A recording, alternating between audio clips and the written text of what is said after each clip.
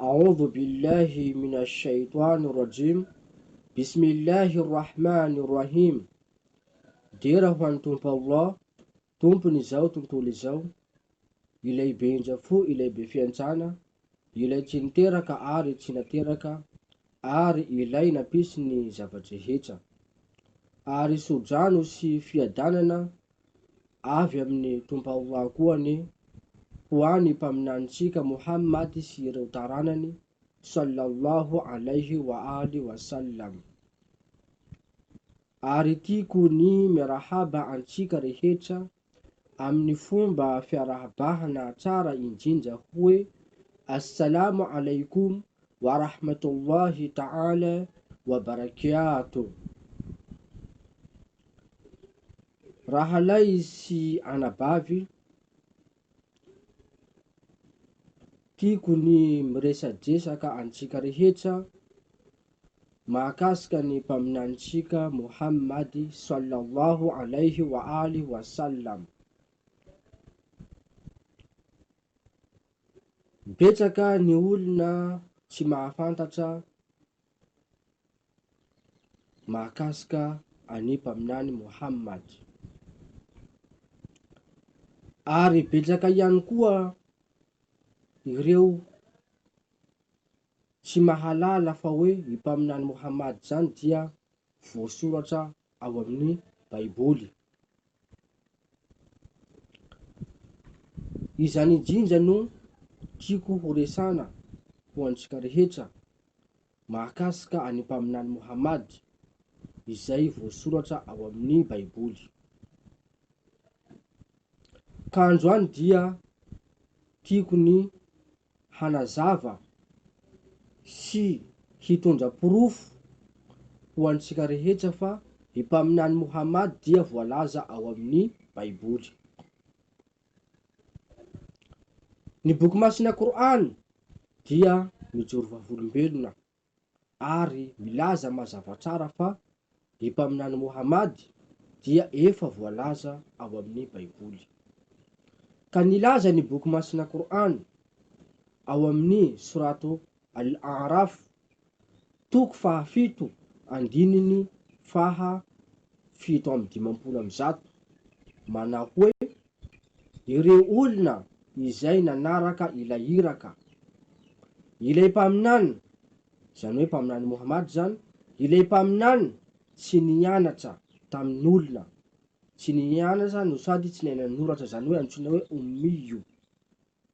Satria mpaminany Muhammad dia tsy nianatra tamin'olona fa Andriamanitra no naneraka anjely hampianatra azy. Izay hitan'izy ireo voasoratra tao amin'ny Taora sy ny Evanjely. Ny boky masina Qur'an zany dia milaza fa io mpaminany Muhammad io dia voasoratra ao amin'ny Taora sy Evanjely. Ka eto dia mipetraka sahady ny fanontaniana hoe aiza ho aiza ao amin'ny Baiboly no milaza izany. Zany hoe aiza ho aiza ao amin'ny toko sy andininy ao amin'ny Baiboly no milaza izany. Betsaka ireo toko sy andininy izay manaporofo izany ao amin'ny Baiboly. Fa tiako ho porofoitsika eto dia andiny iray fotsiny. Zany hoe andiny iray fotsiny zany tiako hazavaina amintsika izay andininy tena manaporofo fahatongavany mpaminany Muhammad. Satria betsaka ireo andininy manaporofo ny fahatongavany fa iray fotsiny aloha no halaitsika androany fa inshallah amagnaraky tsika maka andininy hafa koa. Ka nilaza ao amin'ny Deuteronomia toko 20 andininy faha 20 manao hoe mpaminany no hatsangako ho azy avy amin'ny raha lainy. Zany hoe avy amin'ny raha lainy Israely. Tahaka anao, ka hataoko ao ambavany ny teniko, ary ho lazainy aminy izay rehetra handidiako azy. Ity andininy ity dia milaza fa io mpaminany ho tonga io dia avy amin'ny raha lainy Israely.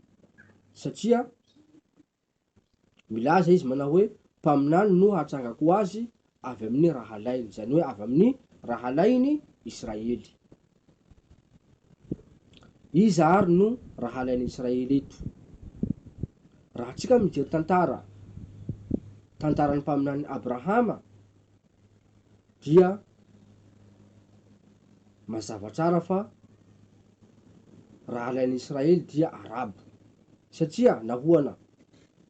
Satria iarahantsika mahalala fa i mpaminany Abrahama dia nanan-janaka roa. Isaka sy Ismaely, na hoe Ismaely sy Isaka. Ismaely sy Isaka dia samy zanaky ny Abrahama. Izy roa reo dia olona roa mpirahalay. Kanefa ireo Arabo reo dia taranaky ny Ismaely, ary ireo Israely reo kosa dia taranaka avy amin'ny Isaka. Mazava ho azy zany fa Arabo sy Israely dia avy amin'ny taranaky ny olona roa mpirahalay. Ka eto zany dia mazava ho azy koa fa Arabo sy Israely dia olona roa mpirahalay, satria izy roa reo dia avy amin'ny taranaky olona roa mpirahalay.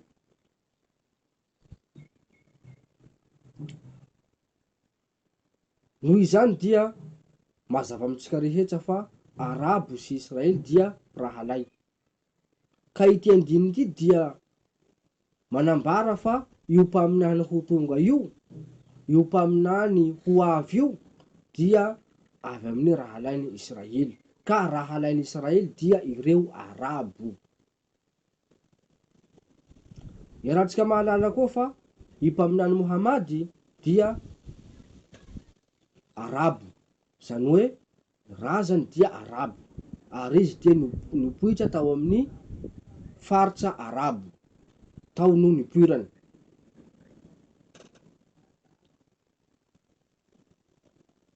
Izany dia mazava fa i mpaminany Mohamady no tiany andininy ity ho ambara. Misy manko ny milaza fa io andininy io dia milaza mahakasika fahatongafany Jesosy Kristy. Ny mahagaga nefa dia zao: misy olona sasany rehefa resana hoe Jesosy io dia mpaminany, tezitra izy. Ary izy dia tena milaza mihitsy fa Jesosy zany tsy mpaminany fa Andriamanitra. Nefa rehefa andininy tiky haseho azy, dia milaza an'izay koa izy fa Jesosy no ambarany andininy io, na hoe Jesosy no tena andininy ho ambara. Nefa andininy ity milaza fa io olo ho tonga io dia mpaminany. Andininy ity mihitsy milaza fa io olo ho tonga io dia mpaminany. Mpaminany olo io, hoe mpaminany no hatrangako azy avy amin'ny raha lainy.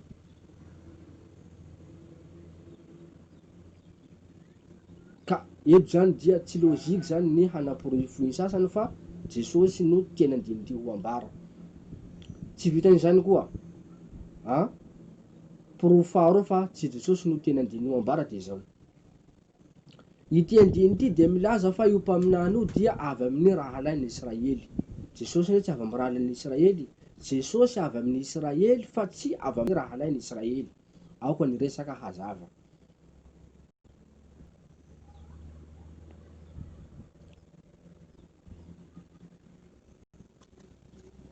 Ity andininy ity ihany no manaporofo ary milaza fa io mpaminany io dia tahany Mosesy. Mpaminany no hatrangako azy avy amin'ny raha lainy, tahaka anao. Zany hoe tahaka an'iza? Tahaka ny Mosesy. Zany hoe io mpaminany ho tonga io, izy io dia tahaka ny Mosesy, mifanahaka na misy fitovizana izy roa amin'ny Mosesy. Ao anatin'ny boky masina Korany koa dia milaza fa i mpaminany Mohamady dia tahaka ny Mosesy. Ao amin'ny Suratu Al-Muzammil, toko faha 7 andininy faha 5 milaza manao hoe: nandefa iraka, zany hoe nandefa ny Mohamady, nandefa iraka taminao tokoa izahay, mba ho vavolombelona hanohitra anareo, tahaka nandefasana iraka tamin'ny Faraona. Zany hoe Andriamanitra zany nandefa mpaminany Mohamady, tahaka nandefasan'Andriamanitra any Mosesy teo amin'ny Faraona. Zany hoe ny boky masina Korany zany dia manambara fa i mpaminany Mohamady sy Mosesy dia mifanahaka na misy fitovizana.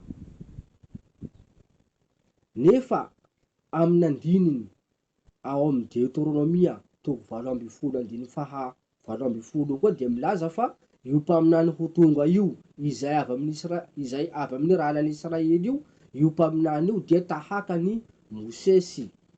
Zany hoe ny Baiboly sy ny Korany dia samy miaraka milaza fa i mpaminany Mohamady dia tahaka ny Mosesy.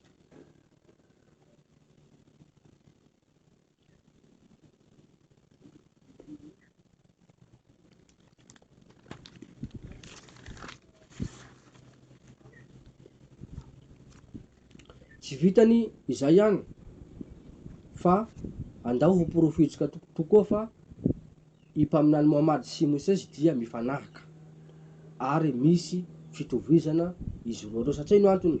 Satria mitovitovy ny fomba fisehoan'izy roa ireo. Zany hoe mitovitovy ny fomba fisehoany mpaminany Mosesy mpaminany Mohamady. Ohatra, haka ohatra 3 fotsiny tsika, betsaka ny ohatra fa 3 fotsiny no alaitsika. Ohatra voalohany, Mosesy dia teo amin'ny tendrombohitra no nazahoany faminaniana. I mpaminany Mohamady koa dia teo amin'ny tendrombohitra no nazahoany faminaniana. Mosesy dia nitondra lalàna, mpaminany Mohamady koa dia nitondra lalàna, fa Jesosy Kristy dia tsy nitondra lalàna. Mosesy dia nitolona, zany hoe niady, nanao tolona. Mpaminany Mohamady koa dia nitolona.